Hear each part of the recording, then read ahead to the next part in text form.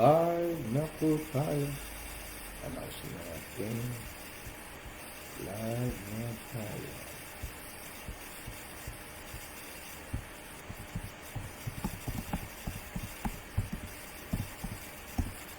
Dito sa kabila. Announce natin.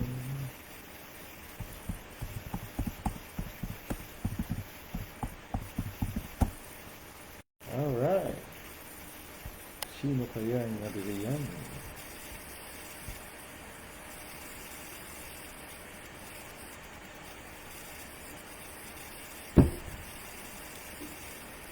Live na po tayo. Oh, bakit ba may susi?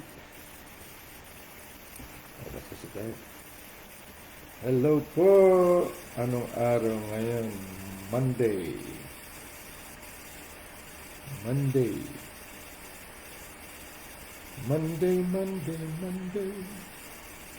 Always Sunday.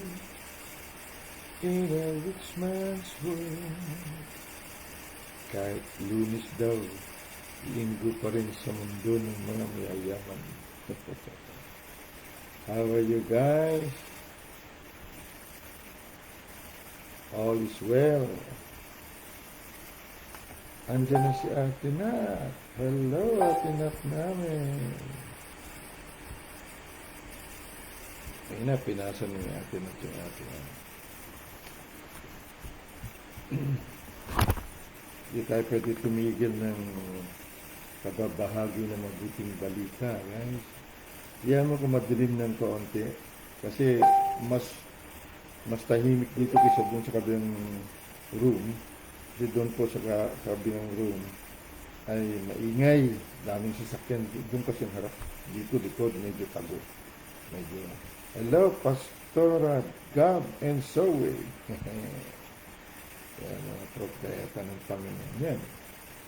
In the last days, your dog, sabi niya, ang Espiritu ng Diyos ay bubuhos at ang inyong mga anak na babae ay mag-prophesy. Yan. Yan ang mga banal. 1 Corinthians 7:14. Kaya maraming hindi nagaganap na ginawa o nagawa na ng Diyos bago pa simulan ng tao na ibaba sa lupa ay dahil ang mga magulang hindi po naniniwala na sila'y ginanap. Hindi sila sumasampalataya. Kaya may batas ang Diyos, may principles yan. 1 Corinthians 7:14 na nagsasabi, ay, mahina bang boses ko, Ate Gab? Ate Nat? Mahina? Lakasan ko, ha? Alam ko, maingay na naman itong laptop na ito. Sorry, baka next week pa darating ating laptop. Don't worry. Maingay, may ugong, ano? May ugong pa rin. Ayun, narinig mo ako? Ate Nat, narinig niyo ako? Hello?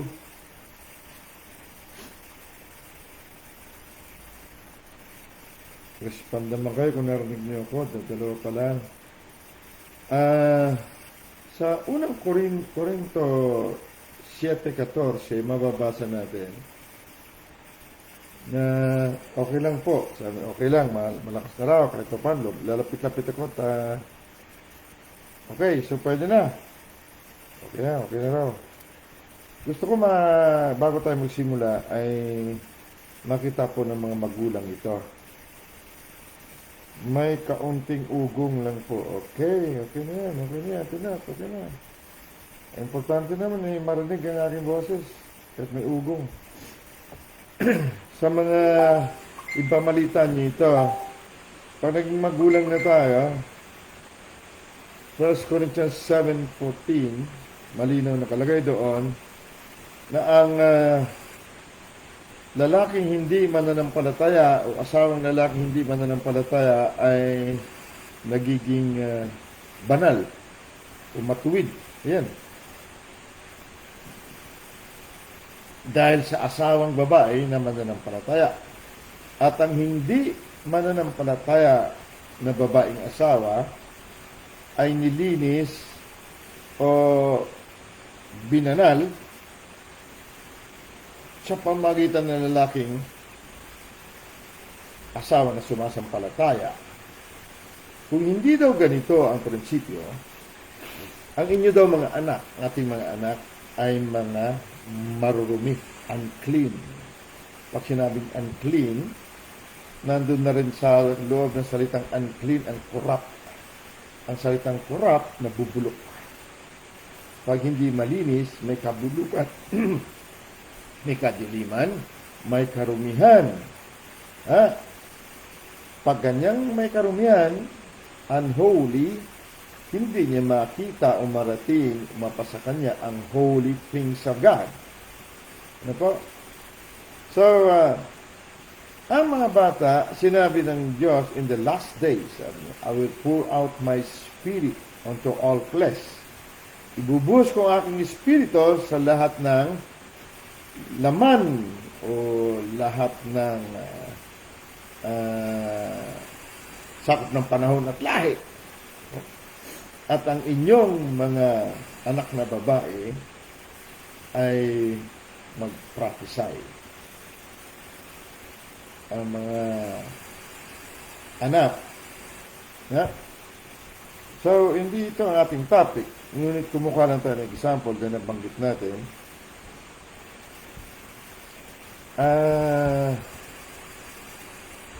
Gusto ko lang masusugan natin. Tignan natin, Kasi kung hindi natin ito masusugan, maring ang mga magulang ay hindi lang alam. Sasabihin nila, bakit? Kristiyano naman ako, Bakit ang anak ko? Ganito, ganon. Kasi hindi nasunod ang principle. Sabi dito sa Acts chapter 2, verse 17, and it shall come to pass, darating at darating ang panahon. In the last days, ito na, last days, saith God, I will pour out my spirit upon all flesh, and your sons and daughters shall prophesy, and your young men shall see visions, and your old men shall dream dreams. Acts 2:17. So dito sa 1 Corinthians 7:14, may principle kung bakit maraming mga anak ay hindi na isa buhay, o hindi naging buhay, o hindi natupad ang sinabi ng Diyos. Dahil hindi nagsasalita ang Diyos na hindi naganap muna. Naganap muna niya ito, ginanap muna niya, tinapos muna niya, bago niya simulan ang tao. Sabi niya kay Jeremiah, bago ka pa pormahin sa bahay bata ng ina, kilala na kita. Ginawa na kitang ganito, ginawa na kitang ganyan. So, ibig sabihin, lahat ng tao, ganon, dahil God declares the end from the beginning. Yan ang kanyang ugali sa paglalang. Bago niya simulan, tapusin niya muna. So doon sa simula, idideklara niya kung anong tapos, anong wakas ng tao. So dahil sa hindi nga naging mananampalataya ang mga Kristiyano, akala nila mananampalataya sila, isa sa sinasabing mananampalataya ay nakalagay sa Acts 17 verse 28 to 29 na nakalagay doon, in Him we live and move and have our being. Sa verse 29, sabi niya, dahil tayo nga lahi ng Diyos. Yun ang mananampalataya. Naniniwala siya pag sinabi niya, in Jesus' name, sa pangalan ni Jesu Cristo ng Nazareth, ang ibig niya sabihin, sa katauhan ni Jesu Cristo ng Nazareth na ako. Yan ang mananampalataya. Sabi ni Jesus, ang mga tanda na ito susunod sa mga sumasampalataya sa aking pangalan. Pag sinabing ganyan, ibig sabihin, naniniwala ka na ikaw ang buto at laman o nakikitang buhay ni Kristo. So yan naman ang palataya. Pag hindi yan ang kaisipan ng magulang, ang mga anak nila, hindi nila maisabuhay ang buhay banal. Nagas niyo po? Kaya kayong mga magulang, tayong mga magulang, mahalaga ang ating pananampalataya para sa mga anak natin. Katulad ng mga anak ni Pastora Jack, nilagay niya, God Zoe. Sinama niya sa kanyang pangalan. Pagsama mo sa pangalan mo, siguruhin mo na naniniwala ka na ikaw ay binanal. Ikaw ay wala na ibang buhay. In Him we live. Sa Kanya tayo nabubuhay. In Him we move. Sa Kanya tayo kumikilos. Aksyon natin siya. At siya ang ating pagkatao. Dahil tayo nga po ay lahi ng Diyos. So kung anong tatay mo, ganyan ka. Banal ba ang Diyos? Banal ka. Pag yan ang pananampalataya natin, ang mga anak natin, huwag kang mag-alala. Kung yan ang paniniwala mo, ang anak mo, hinahabol ng pagpapala. Bakit? Malinaw anong sabi ng Diyos sa aklat ng Father siya ng light. He's the Father of light. Ha? Wala, hindi yan ang ating yan. Hindi yan ating gusto ko lang susugan sa mga bagong nakikinig. Sabi niya, from the Father of every good and perfect. Yeah? Every good and perfect. Sabi dito, James 1:17, every good gift and every perfect gift is from above, and cometh down from the Father of lights, with whom is no variable, walang pagbabago, na the shadow of turning. Wala talaga siya ni anilong pagbalik. Aatras siya para hindi siya mahulog, para hindi siya bumaba. Bababa daw siya. Light attracts light from the Father of light. Ama ng liwanag, ng mga liwanag, Father of lights. So kung siya ay anak ng mga liwanag, ang kanyang mga anak ay liwanag. So ang every good and perfect gift ay mula sa itaas o mula sa Ama, na Ama ng mga ilaw o Ama ng mga kaluwalhatian. Kung hindi ka naniniwala na tayo binanal, kapatid, kawawa anak mo. Okay ka, matanda ka na, baka bukas makalawa, wala ka na. Pero mga anak mo, mahalaga ang pananampalataya mo sa gabing ito na ikaw ay binanal. Diyan nahahayag ang buhay Kristo. Dahil sumampalataya tayo na in Him we live, sa Kanya tayo nabubuhay, in Him we move, sa Kanya tayo kumikilot, at in Him we have our being. Sa Kanya o siya ang ating pagkatao o katauhan dahil tayo ay lahi ng Diyos. So huwag mo sisihin ang anak mo balang araw. Ikaw kasi anak hindi ka nakikinig ng salita ng Diyos kasi hindi ka nagsisimba kaya kita mo buhay mo. No. May prinsipyo, kapatid, nakasalalay sa iyong bilang magulang. Basahin mo ulit, 1 Corinthians 7:14. Alright?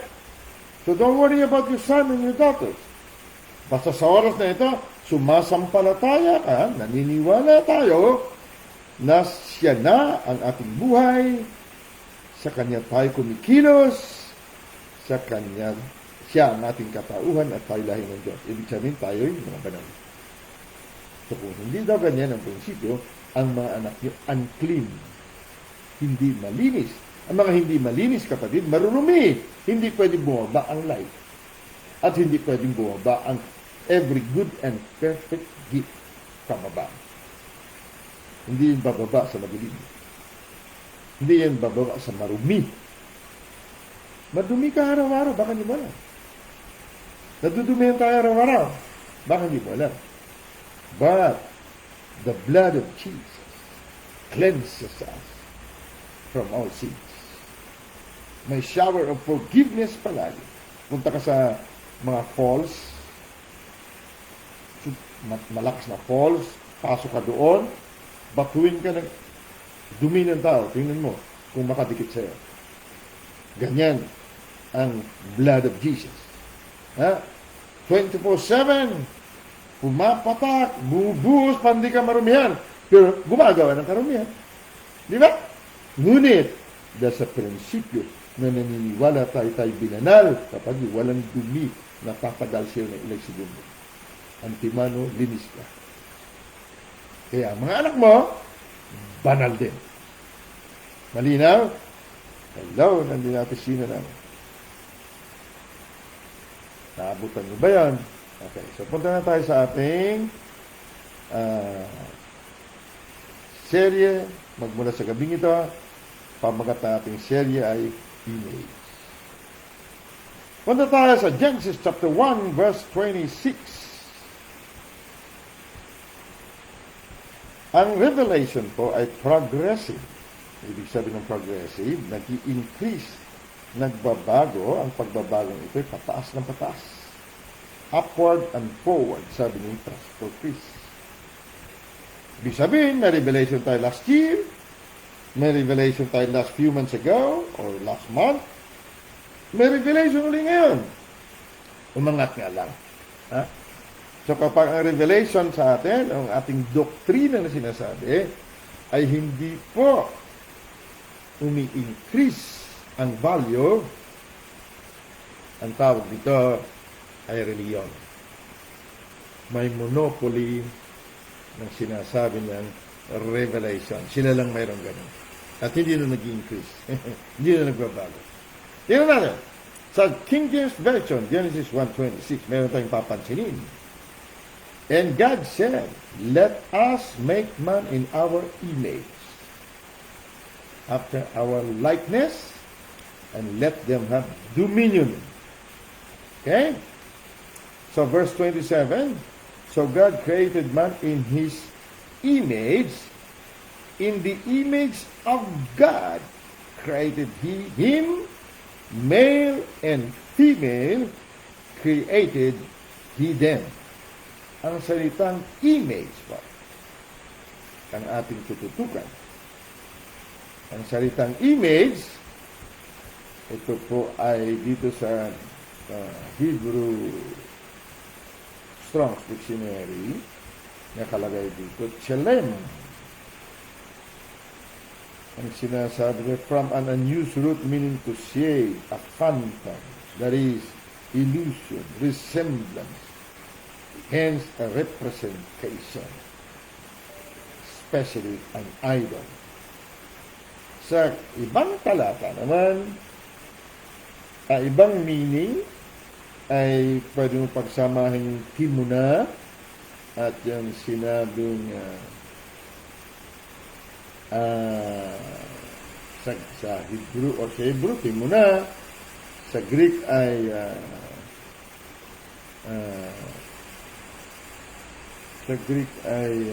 what? Idol. Dito sa Strong's Dictionary, icon. Timuna sa Hebrew, sa Greek ay icon. Icon. Which means, sabi naman dito sa Chilean, representative. So, pagpasamahin mo yung dalawang meaning na yan, ang image, ibig sabihin, visible, nakikita na representante ng Diyos dito sa kanyang mga nilalang. Alright. So, male and female daw. Pero itong image, kung mapupuna natin, sabi niya rito, ay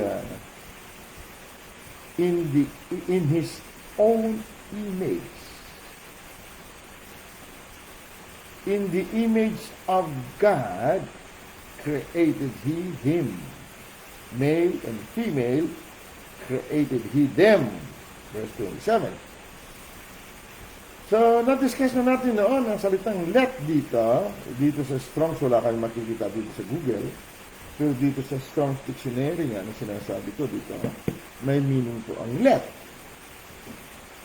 Or may pagkasulat sa original, sa Hebrew, ang pagkasulat ay yarad, nang ibig sabihin, bababa, o bring down, o bumaba, o ibaba. Yan. Basta, galing sa taas. Kaya sabi ni Kristo, ako ay tagay-taas, kayo tagay-baba. Pag sinabing bringing down, meaning kung ibatay mo sa mundo ng mga espiritu, katauhan ng mga espiritu, mula sa hindi nakikita, dapat siya ay makita. So pag sinabing bring down from the invisible to the visible. So tingnan natin kung tama. Kung tama ito. Ang image. Ang image sa Tagalog ay wangis. Wangis. Pag sinabi sa Colossa 1:15, He is the image of the invisible God. Ibig sabihin, ang invisible na hindi nakikita, nakita. Yun, ibig sabihin sa Colossa 1:15. Christ is the image, larawan, na hindi nakikita ng Diyos. Ibig sabihin, nakikita na ngayon ng Diyos dahil meron siyang larawan or image. Ano na? Yan natin kung ginawa ng Diyos. Pinupad ng Diyos ang kanyang salita. Genesis chapter 2, verse 7. Unawain natin na hinay, ha? Gusto niyo po ba ng panalong buhay? Ha? Nakatisod ka kanina. Ha? Nadumihan ka kanina. Sabi niya ng kasala. You missed the mark kanina. Ha? Ngunit bakit hindi tumalab sa'yo ang bunga? Ha? Pero kung ang pananampalataya na sinasabi ay hindi sang-ayon sa Acts chapter 17 verse 28, lahat ng kasalanan na gawa natin kanina, tatalab sa'yo. Makinig ka doon. Hindi, makinig ka. Ulitin ko ha. Sabi sa Acts chapter 17, verse 28, in Him we live. Sa Kanya tayo nabubuhay. In Him we move. Kumikilot. May kilos ka ba kaninang masama? Ha? May salita ka bang masama? May galaw ka ba kaninang masama na sinasabi mo? Kasalanan? Ha? In Him we move. Nanampal ka ba kanina? Baka nagsuntok ka pa. Move yun. Galaw yun. Nakasala ka. Ang mga nasa kulungan, kung nakakarinig sana, malaking ano ito, mensahe. Nakulong ka ba dahil mayroon kang kasalanan na gawa? Move yun. Galaw yun. Galaw yun na hindi ikaw. Pero ang pananampalataya mo na nandyan palagi, ngunit natukso ka. Alam mo ba pag ikaw'y banal, pag ikaw'y binanal, o bago ka pa maging banal, o bago ka pa banalin, makinig tayo mabuti. Bago pa ang tao banalin, normal po sa kanya ang magkasala. Ulitin ko po. Normal, lifestyle niya, ang gumawa, umaksyon, magsalita, mag-isip ng buhay o katauhan makasalanan. Pag siya ay hindi pa binanal. Normal yun. As in normal. Pero pag ikaw at ako naging banal o binanal, kailangan katuksuin para ka magkasala o magkamali. Yan ang kaibahan. Kailangan pursigido ang kalaban na makumbinsi ka, matukso ka, para tayo magkasala. Pero hindi tayo binanal, kapatid, walang tutukso sa'yo. Araw, gabi, nagawa mo, makasalanan. So, talab yun sa'yo. Kapag ikaw hindi binanal. Pero kung ikaw at ako naniniwala na ang buhay natin ay in Christ. In Him, in Christ, we live. Sa Kanya tayo nabubuhay. Sa Kanya tayo gumagalaw. Tuwing galaw mo, pumitik man ang daliri mo, si Kristo pumipitik niya. Nagsalita ang dila mo, si Kristo may sasalita. Nakatingin ang mata mo, paningin ni Kristo yan. Kaganyan ang paniniwala natin. No? At siya ang ating pagkatao. Siya ang ating katauhan, si Kristo. Dahil tayo nga daw ay lahi ng Diyos. So kung talab na talab niya sa ating puso, kapatid, kanina, nagkasala ka, gumawa ka ng ano, naalala mo, in Jesus' mighty name, huwag kang mamungay. Makikita mo ang linis ng banal na dugo ni Jesus na walang humpay. Antimano, malinis ka. Hindi na nga ngahulugan itong revelation ito. Gagawin natin lisensya para magkasala dahil hindi mo kailangan ng lisensya para magkasala. Alright? Sanay tayo magkasala nung hindi pa tayo binanal, kapatid. Normal ang buhay. Makasalanan. Ngunit ngayon, kailangan tuksuin.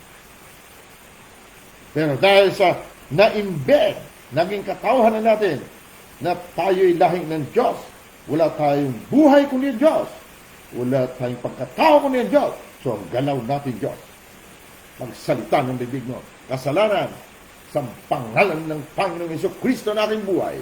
Wala kang karapatang mamunga sa aking buhay, sa aking anak, sa aking mga lahi, sa aking ministry, sa lahat-lahat ng aking sakop. Yan ang totoo. But if you do not believe like that, swear, ang Diyos ay hindi po ginawang robot ang tao, maging ang mga anak niya. Nasa iyo pa rin ang desisyon. Ano man talian mo sa lupa, tatalian sa langit. Ayaw mo taluan, hindi pa tatalian sa langit. Ayaw mo pakawalan, hindi mo pakakawalan sa langit. Ikaw ang boss. Dahil ikaw ang image. Ikaw ang nakikitang siya sa mundo nito. So, Genesis chapter 2, verse 7, tingnan natin. Kung nalalang nagawa ng Diyos ito, ang sinabi niya. And the Lord God formed man of the dust of the ground. Okay? Ang Og, kung mapupunan ninyo, tagilid at hindi po siya tawag sa Ilonggo masiri, hindi siya parang burado siya, tingnan mo, burado. Parang mas pusyaw siya. Nakatagilid pa. Ibig sabihin, wala po yan sa original na pagkasulat. So, basahin natin, and the Lord God formed man the dust of the ground. And breathed into his nostrils the breath of life. And man became a living soul. So pag sinabing, and man became a living soul, kung isisipasin natin mabuti, ang dust of the ground, naging man. Pag sinabing man, may buto at laman. Correct? Ang dust ba, itong alabok, may buto at laman bang alabok? Siyempre wala. Ngunit dahil dito sa hininga ng Diyos na hininga sa kanyang ilong, hininga ng buhay, ang dust o ang alabok naging buto at laman. Imposible ba na yan ang mangyayari? Unang-una, kung babasahin mo, and the Lord God formed man the dust of the ground. Sa oras na itong banal na Diyos may hinawakan, lahat ng nahawakan ng Diyos nagiging banal. Baka hindi natin na-realize pa. Walang nahawakan ng Diyos na marumi na hindi naging malinis. At hindi niya ihinga ang kanyang hininga ng buhay sa marumi. Paghawak ng Diyos, ang lahat ng nahawakan niya, walang kaduda-duda na kung marumi, maging malinis. At ang lahat ng hinawakan ng Diyos ay may pandinig niya, kabahagi niya. Take note. Sa buong paglalang ng Diyos, basahin mo mula sa Genesis chapter 1, verse 1, hanggang sa Genesis chapter 2, verse 7, wala kang mabasa na ang Diyos may hinawakan. Lahat nilalang niya, pati langit at lupa at pati ang araw, bituin, ang lahat ibon, hintapag, lahat yan. Nagsalita na ng Diyos. Let there be. Ibaba yan. Kasi ang let, ibaba. Let there be light. Ibaba ang ilaw. So lahat ng nandito sa nakikita, galing sa itaas. Ibinaba dito. So, ibig sabihin nandun na lahat. Ibinaba na ng Diyos. Nagsalita siya sa lupa. Sibulan ng lupa ng pananim. Sibulan ng hayop ang lupa. Nagsalita siya sa dagat. Sibulan ng mga ibon. Sibulan ng mga isda ang dagat. Ibig sabihin ng binaba ng Diyos ang dagat, kompleto ang dagat para makabuo ng isda. Nung ginawa niyang langit, kompleto ang ingredients ng langit para doon ay salitain ng Diyos na magkaroon ng ilaw. Binaba niya. So lahat kompleto. Ngunit pagdating na sa kanyang image, hindi niya sinabing ibaba ang image na let us ibaba natin ang ating sarili. So sa pamamagitan ng ganyang pananalita, hindi pwedeng itulad niya ang creation niya o paglalang niya sa tao ng katulad ng paglalang niya sa lahat ng nilalang niya. Dahil lahat ng nilalang niya, binabalan niya. Dahil nandun na sa taas yun. Ngunit gusto niya ibaba ang sarili niya, iba ang kanyang pamamaraan. Kailangan ang kanyang maging laman mula sa alabok, pero ang alabok, hahawakan niya at ang lahat ng alabok na yun na pinorma niya, banal. Dahil siya banal na Diyos. Kasi pa, hindi makita ang kanyang image, ang kanyang wangis doon sa alabok hanggat hindi niya binaba ang kanyang hilinga ng buhay doon sa alabok.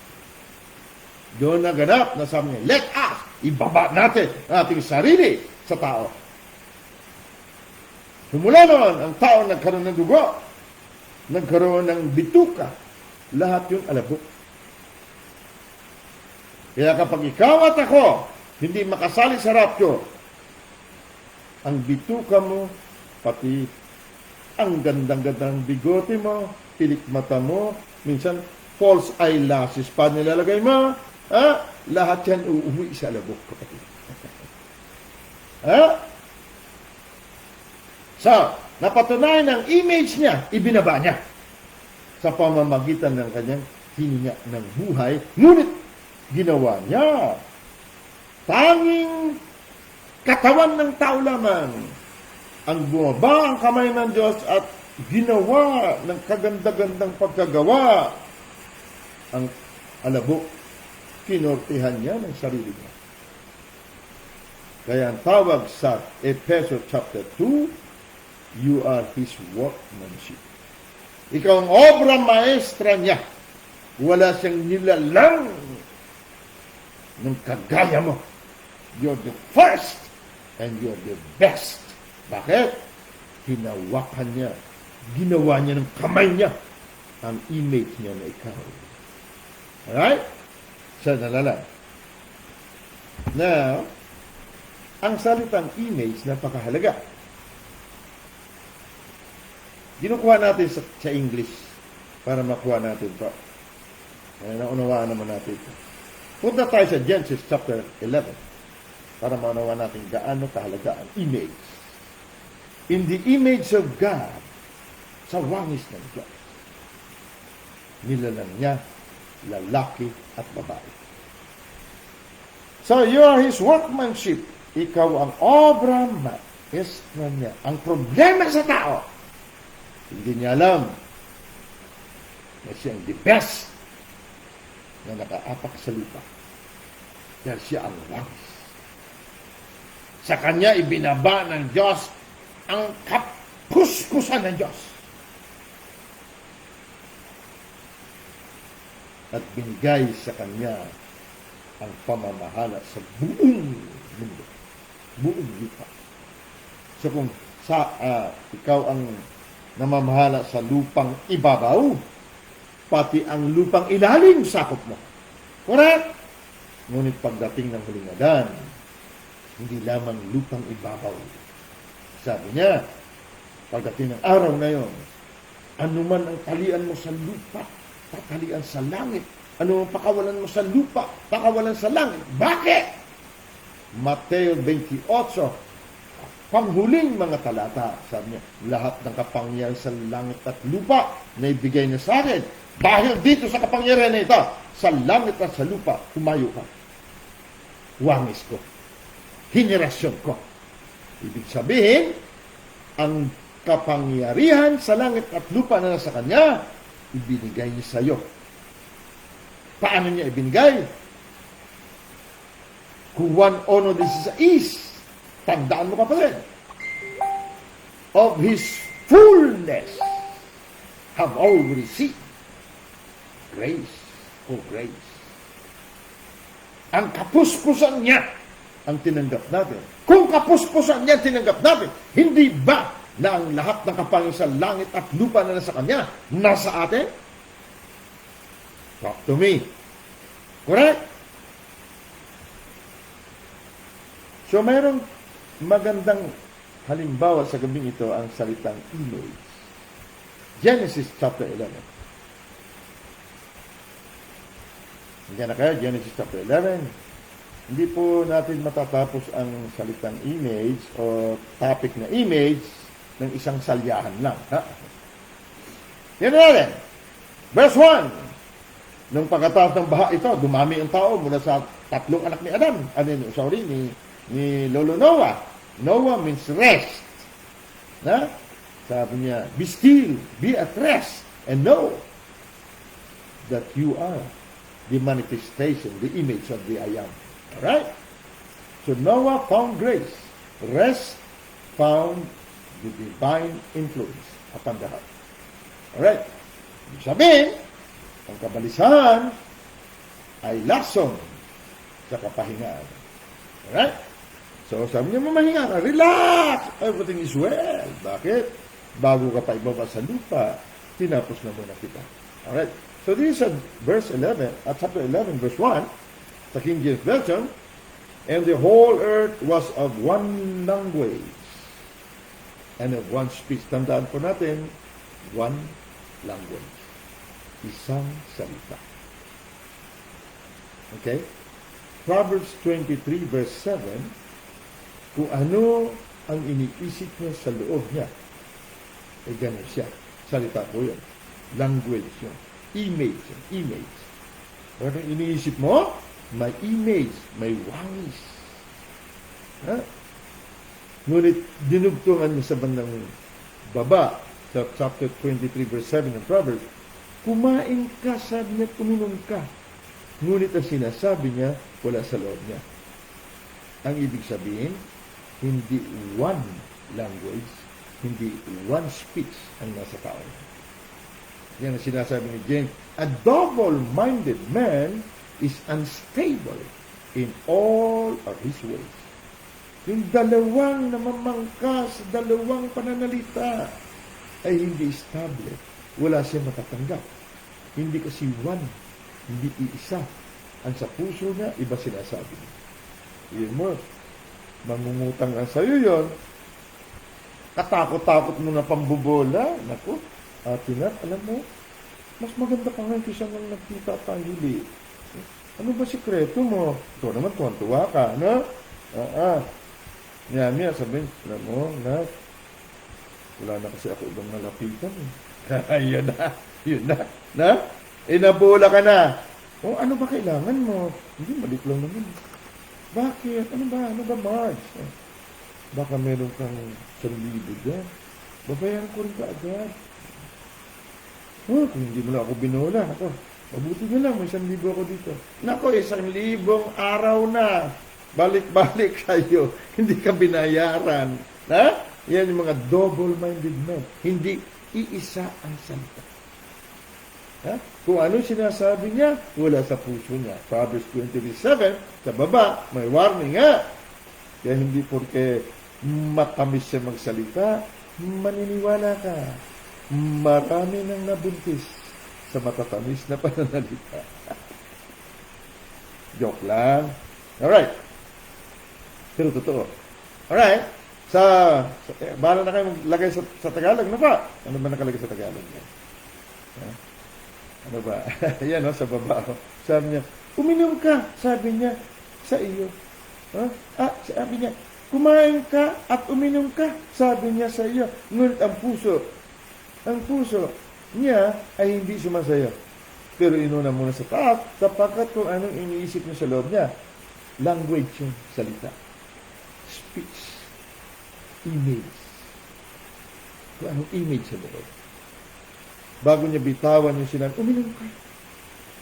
Kumain ka at uminom ka. Pero wala naman sa puso niya. Hindi iisa ang kanyang language. So huwag ka umasa. Kung dalawang klaseng pananalita mo, itim at saka puti, kala mo, pagpapalain ka. No, walang ganyan. Yan, linaw-linaw, no? One language. Okay.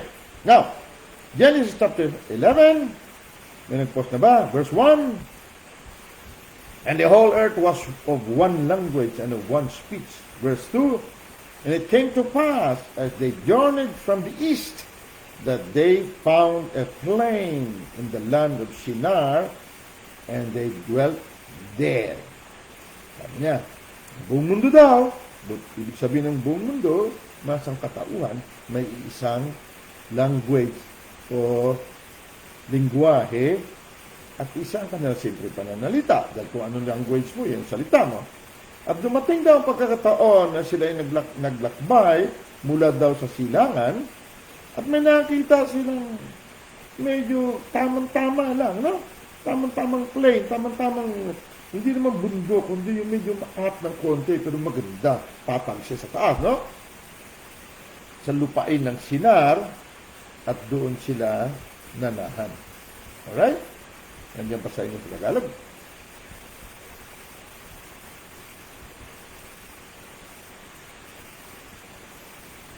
Now, dito sa verse 3, and they said one to another, nagsalitaan sila, nagkakaunawaan sila, go to, let us make brick and burn them thoroughly. And they had brick for stone, slime had they for mortar. Marunong sila gumawa ng mga pisa, ha? Yung tawag sa atin ngayon, yung mga hollow blocks. Verse 4, and they said, go to, let us build us a city and a tower, whose top may reach unto heaven, and let us make us a name. Sabi? Lest we be scattered abroad upon the face of the whole earth. Paano pagkasabi sa Tagalog? Paano pagkasabi sa Tagalog niya, Tinan? Dito sa standard version, sabi dito, and they said, come, let us build ourselves a city and a tower with its top in the heavens, and let us make a name for ourselves, lest we be dispersed over the face of the whole earth. Ang panahon na ito, kapatid,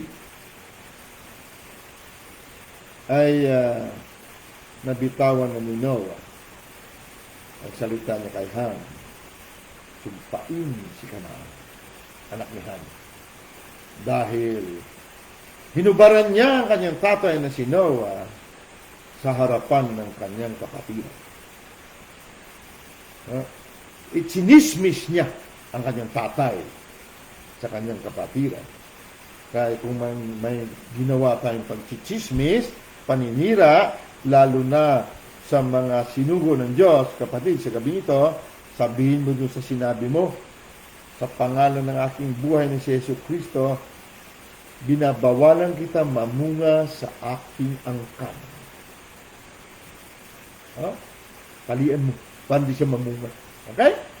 Baka may siniraan tayong mga anak ng Diyos, lalo na yung pinakinabangan natin makaunawa ng salita ng Diyos, pagkatapos nung tumalino ka na, siniraan mo na, yun dapat ng iyong spiritual father. Isa sa mga spiritual fathers dapat napanawin natin. Pag siniraan mo yon at hindi mo tinalian yung sinabi mo na masama, para wag mamunga, kapatid, darating yung panahon. Kaya, sinumpa si Ham, si Kanaan, anak ni Ham. Hanggang ngayon, nasa sumpa itong si Kanaan, hanggang ngayon, galit na galit kay Israel. Itong mga Palestino, na hindi pa Kristiyano, tingnan mo buhay nila. Sinumpa araw-araw. Alright? So, itong mga tao, kung mapuna mo sa verse 4, gusto gumawa ng pangalan. Ano gumawa ng pangalan nila? Anong pangalan? Gusto pa gumawa ng pangalan. In Him we live, in Him we move, and have our being. Pero gusto pa rin magawa ng pangalan. Nasa ministry na tayo, gusto pa tayo gumawa ng pangalan. Anong pangalan natin? Hindi naman maiba tayo. Na ganyan, yung mga balaki ng pusong hindi kilala kung sino sila. Alright? Now, mag-umingat tayo, ha? Para hindi po tayo kailan we be wise as a serpent. Wise as a serpent, sabi sa Bible. Na? Kaya maging wise tayo katulad niya. Kasi hindi mo pwedeng kumbaga, doon punta kayo sa mga department ng pulisya, may homicide department, na? Hindi ka pwede italaga doon, homicide, kung wala kang killer instinct. Kung wala ka naman pagiging killer na paningin, hindi ka pwede doon. Galing interviewin mo doon, kung minsan malalakas ang loob, nakangiti sa'yo, ang luma-luma na ng salita, ang bait-bait, hindi ko ako talaga, hindi ko magawa yun, sir. Naku po, hindi ko po magawa yun, sir. Anong hindi? Nakita ka rin bumaril. Naku po, sir. Alam mo po, yung mga chismosa ngayon, may binabayar na po yan. Pero siya talaga pumatay. At hindi ka marunong tumingin. Hindi ka pwede ron. Investigador, no? Parang ganyan. Alright. Oh, okay. So, and verse 5, dito na tayo. And the Lord came down to see the city and the tower which the children of men had built. Bumaba ang Diyos. Ibig sabihin, naroon siya, nakita niya. And the Lord came down to see the city and the tower which the children of men builded. Sinabi na ngayon, children of men. Hindi na sinabi, children of God. Bakit? Umiwalay na sa kanilang tunay na identity ang mga tao ito. Pero isa pa rin ang kanilang salita. Isa pa rin ang kanilang pananalita. Isa ang kanilang lingwahe. Tingnan mo ang Diyos mismo na deklara kapatid. Sa verse 6. Tingnan mo. Sa King James Version. Verse 6. Tandaan natin. Ito ang ating topic sa gabi nito. Maliit lang, ngunit mahalaga. Alright? Sa verse 6, King James Version. And the Lord said, behold, the people is one. Kapag ikaw at ako iisa, ang bibig. Kaututan dila, sabi na isa kayo. And they have all one language. Isa ang kanilang lingwahe, isa ang kanilang pananalita. And this they begin to do, and now nothing will be restrained from them. Walang makakapigil sa kanila dahil isa ang kanilang salita. Pagdating sa mundo, kapatid, mali man ang balakin mo, ngunit may kasama kang isa mo. Sa salita, walang makakapigil sa inyo. Bakit? May power of agreement sa mundo ito. Ang tao pa rin ang authority, masama man mabuti. Eh, sabi ng Diyos, I kill and I make alive. I wound and I heal. Tsaka magitan ng tao. Kita mo yan? Sabi niya sa verse 5, the children of men, hindi na niya children. Alright? So, tingnan mo, tuloy natin. Verse 6, and the Lord God said, behold, the people is one, and they have all one language. And this they begin to do, and now nothing will be restrained from them, which they have imagined to do. Underline yung salitang imagine. Ang imagine ito, galing sa salitang image. Ikaw at ako, image ng Diyos. So, ang operation, ang pamamaraan, epektibo na paglalang sa mundo ay through you being the image of God. And when the image of God operates, pag gumana o mandar ang wangis ng Diyos, nag-imagine ka. At ang imagination mo, iisa sa salita ng Diyos. One language. Rewind.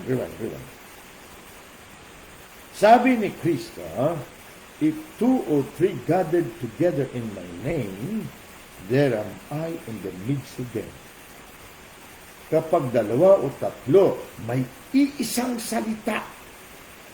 At ang salita na ito ay Kristo. Ang salita na ito, ang Diyos na naroon na sa simula. In the beginning was the Word, and the Word was with God, and the Word was God. Nothing, walang nalalang, kundi sa pamagitan ng salita na ito. Pag ikaw at ako, ang salita, iisa. Iisa ang pananalita. Iisa ang nai-imagine sa loob. Ang imagination na yan ay si Kristo.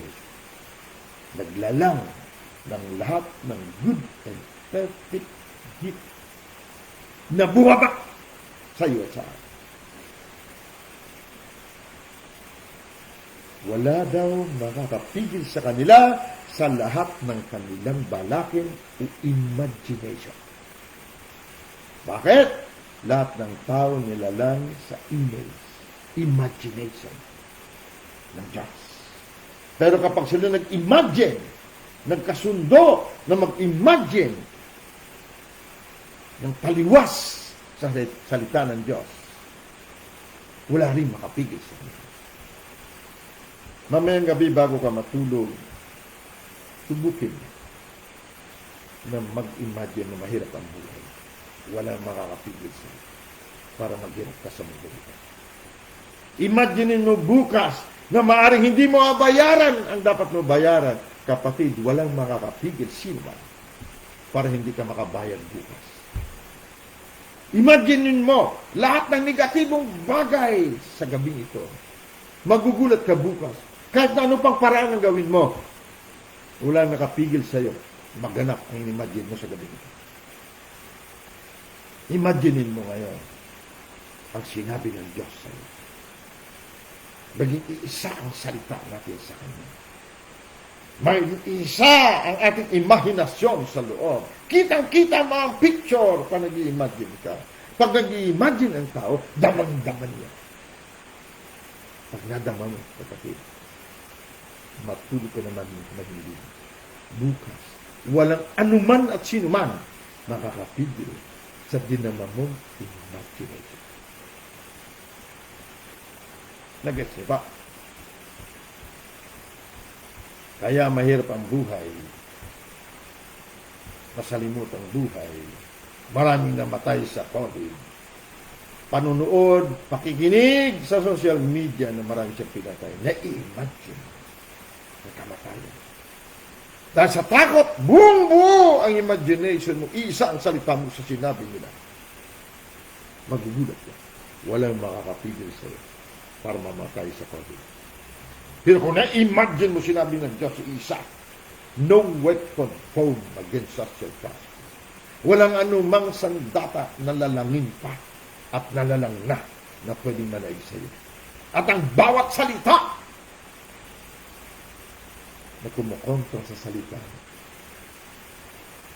hatulan mo na hindi yan totoo.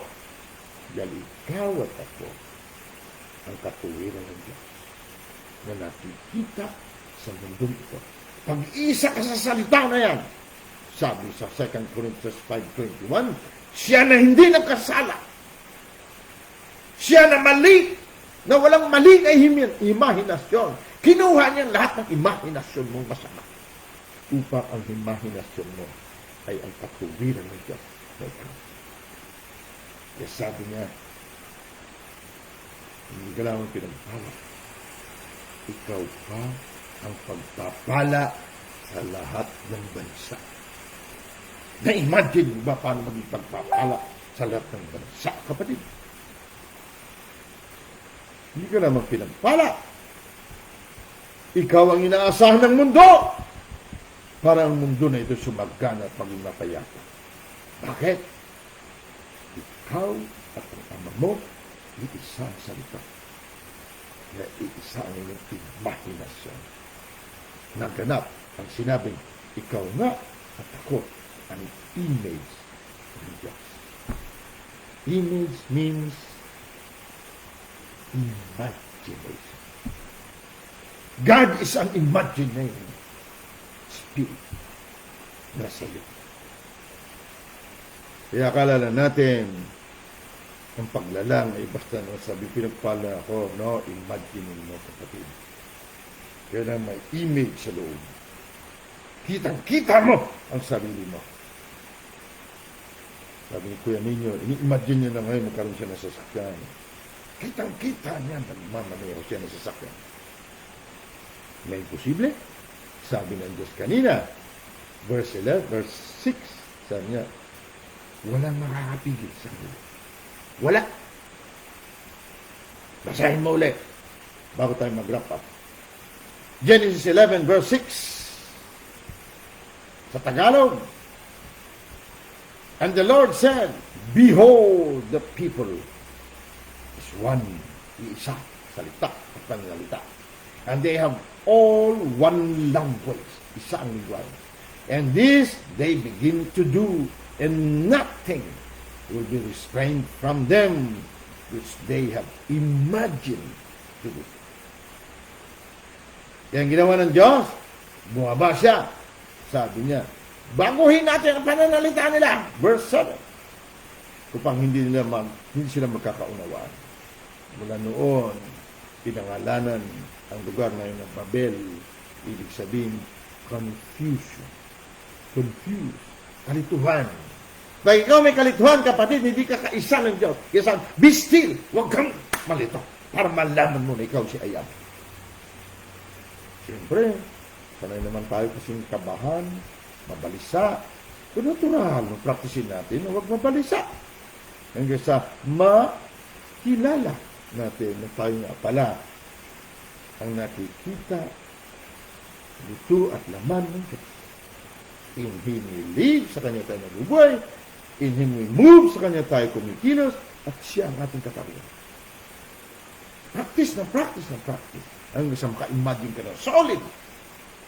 Pag nabasa mo salita ng Diyos, imagine mo agad. Ako ito. Kita ko. Daman-dama ko. Pagkatapos natulog ka. Mahimbing. Yung siya niya itanin mo ang binhi. Pero kung balisa ang pagkatulog natin, hindi tayo nakapagtanim ng binhi. Masamang binhi ang natanim. Right? So, ang gusto ko patunayan natin dito, wala daw makakapigil sa sino man na ang imahinasyon niya ay iisa sa kanyang ginagawa. Sabi sa Proverbs 23:7, kumain ka't uminom ka, ngunit ang puso niya hindi sumasayo. Ibig sabihin, hindi tama ang kanyang puso sa sinabi niya. So, hindi iisang language. Hindi isang lingwahe, kaya walang nalalang. Magmula ngayon, kapatid. Sabi sa Bible, let your yes be yes. Let your no be no. Isang lang. Para gusto mo ba maglalang ng masama? Isang language lang. Wala nang paligid-ligid. Gusto mo mabuti? Isang pananalita lang sa loob. Lumalabas sa bibig. Out of the abundance of your heart, your mouth will speak. Patuloy natin ang serye na ito, kapatid, para maging malinaw. Bukas makalawa. Bukas, kung may time tayo. 6 o'clock ulit tayo. Huwag kayong umabsent. Dahil ating plansahin ito. Dahil sanay tayo pumlansa ng maling imagination. Mula ngayon, practice naman ng imagination ayon sa salita ng Diyos. Pag nabasa mo na, sabi niya, pinagpala na ako ng lahat ng spiritual na pagpapala. Teka Lord, anong spiritual? Ano ito? Ano ito? Kasi na spiritual na pagpapala. Pagpapala spiritual. Anong kaiba nito sa material? Parang ganyan, Imagine sa makita. Oo nga, no? Oo nga. Ito na ngayon ang aking lakad. No? Araw-araw, mayroon kong na-imagine ayon sa salita ng Diyos. Sabi niya, where 2 or 3 gathered together, hindi ka nag-imagine. Isang salita. Nandiyan ako sa gitna. Paano siya nasa kalagitnaan natin kung salita mo? Na, dati naman, ganda-ganda mo. Ba't ngayon, pangit mo na? Ano sabihin ni Nat? Umalis-alis ka nga. Ganyan. Sa hindi isang salita. Sinabi ng Lord, you are my workmanship Tapos duda ka ngayon na maganda ka. Ay, hindi ka nga gaganda. No? Sabi niya, ikaw, obra maestra ko, wala akong nilalang na ginamitan ko ng kamay ko Ikaw lang. Tapos, ang hininga ko, inilipat ko doon sa binanal na alabok na yun, naging katawan mo. Wala akong nilalang na ganyan. Kaya tawag ko siya, obra maestra kita. Ikaw ang wangis ko. Masterpiece. Piece of the master. Bahagi ng master o ng Lord. Ikaw at ako yun. So sabihin mo, pangit ka. Marami dyan, no? Mas gusto nila pangit kaysa maganda, no? Maghanap ka ng pangit, sabi. Walang pangit. Alright! Father Almighty, salamat po sa galing ito at kahit na maiksi ang aming mensahe, ay kinagagalak ng puso mo na kahit pa paano may nahalungkat kami sa iyong salita. At naibahagi namin at ibabahagi din ng mga nakarinig ng buhay sa mundong ito is all about you and us, one, and we are your image. So we have to imagine according to your image upang ang lahat ng good and perfect gift na mula sa iyo, Ama ng mga ilaw, ay makita dito sa ibaba. Sa pamagitan namin na yung buto at laman at iyong kapuspusan, great I am, Abba. Salamat po, we give you all the glory and the honor and the dominion. Sa pangalan ng aming katuwiran, ng aming buhay, in Him we live, in Him we move, and have our being, because we are your offspring. Jesus Christ of Nazareth. Amen. Angels of God, with His power in Jesus' mighty name, go forth, guys. We bless you. Guys, may tumatawag na. Hindi ko na silent. Sorry. See you tomorrow.